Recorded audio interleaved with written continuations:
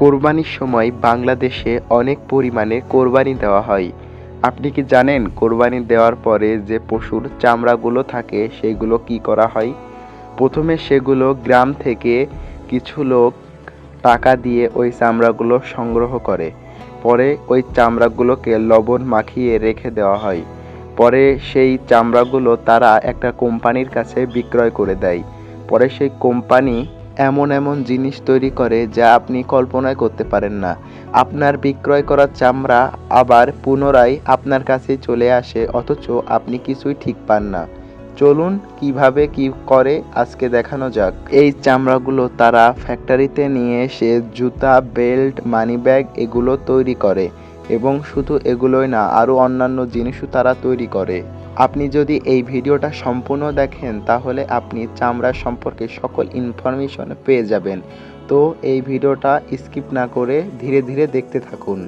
অনেক বড় বড় লেদার কোম্পানি আছে যারা এই চামড়াগুলোকে টাকার বিনিময়ে কেনে এবং কিনে নিয়ে এসে তারা বিভিন্ন উপায়ে প্রসেস করে তারা বিভিন্ন ধরনের জিনিসপাতি তৈরি করে। বছরের কোনো দিন সেরকম চামড়া পাওয়া যায় না, চামড়া শুধু পাওয়া যায় কোরবানি ঈদের দিন। কিছু ব্যবসায়ী তারা এই চামড়াগুলোকে অল্প টাকায় কিনে নিয়ে এসে লেদার কোম্পানির কাছে অনেক টাকায় বিক্রি করে দেয়।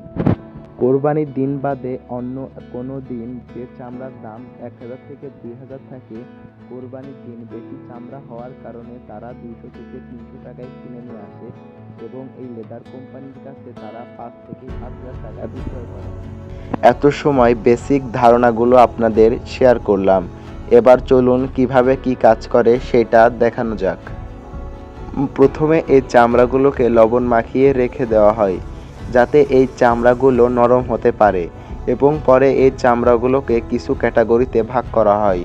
এই ভাগ করার উপরে ডিপেন্ড করে যে তারা এই চামড়া দিয়ে কি কি তৈরি করবে। এই সব প্রসেসের প্রথমে এই চামড়াগুলোকে ক্যারিং মেশিনে করে নিয়ে এসে এই রোলারের ভিতর রেখে দেওয়া হয়।